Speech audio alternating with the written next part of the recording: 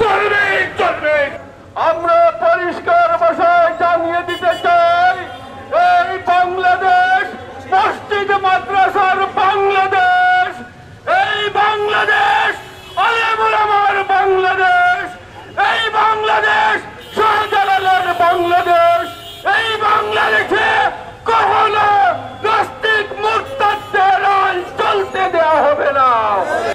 আমরা স্পষ্ট করে বলতে চাই, অন্তর্বর্তী সরকারের মধ্যে একটি চিহ্নিত মহল ইসলাম, কোরআন এবং সুন্নাহ বিরোধী ষড়যন্ত্রে লিপ্ত হয়েছে এবং তারই অংশ হিসাবে এই কোরআন সুন্নাহ বিরোধী নারী সংস্কার কমিশনের প্রস্তাবনার ব্যবস্থা করা হয়েছে।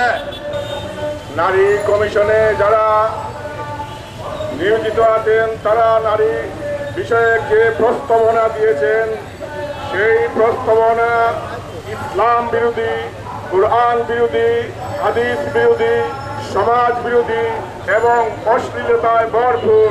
তাই আমরা এদেশের মুসলমানদের পক্ষ থেকে বর্তমান সরকারকে আহ্বান জানাই যে এই পুরো নারী কমিশন বাতিল করে ইসলামের পক্ষে কাজ করার জন্য আহ্বান জানাচ্ছি। বর্তমান সরকারকে মনে করে দিতে চাই, আপনারা জুলাইয়ে কওমি মাদ্রাসা, স্কুল, কলেজ, মাদ্রাসার ছাত্রদের রক্তের উপর দাঁড়িয়ে আপনারা ক্ষমতায় এসেছেন।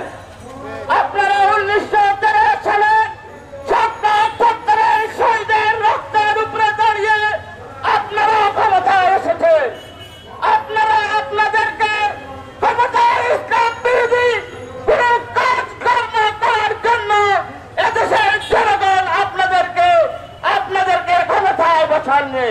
বর্তমানে নারী উন্নয়ন কমিশনের নামে যেই প্রস্তাবনা সরকারের কাছে দিয়েছে, যাদের পরিচয় হিন্দু না মুসলমান শুধু নামেই আমরা জেনেছি মুসলমান, কিন্তু এরা হিন্দু না মুসলমান না খ্রিস্টান না ইহুদিদের দালাল না সারা নাস্তিকদের দালাল, তাদের কাজেই তাদের পরিচিতি লাভ করেছে। অতএব আমাদের দাবি বর্তমান অন্তর্বর্তীকালীন সরকারের কাছে এদের কমিশন শুধু বাতিল নয়, এদেরকে বাংলাদেশের 90% মুসলমানের প্রাণে আঘাত দেওয়ার অপরাধে বিচারের কাঠ গলায় দাঁড়াতে হবে। তাই না, যেই দেশে 90% মুসলমান সেই দেশে কোরআন সুন্নাহর বিরোধিতা করে, এই দেশে এদের ঠাঁই নাই। বরং দেশটির সরকার যেইভাবে পলায়ন করতে বাধ্য হয়েছে, যদি আমাদের দাবি না মানা হয় তাহলে আমরাও এদেরকে ভারত তথা পশ্চিমা বিশ্বে পাচার করতে বাধ্য হব।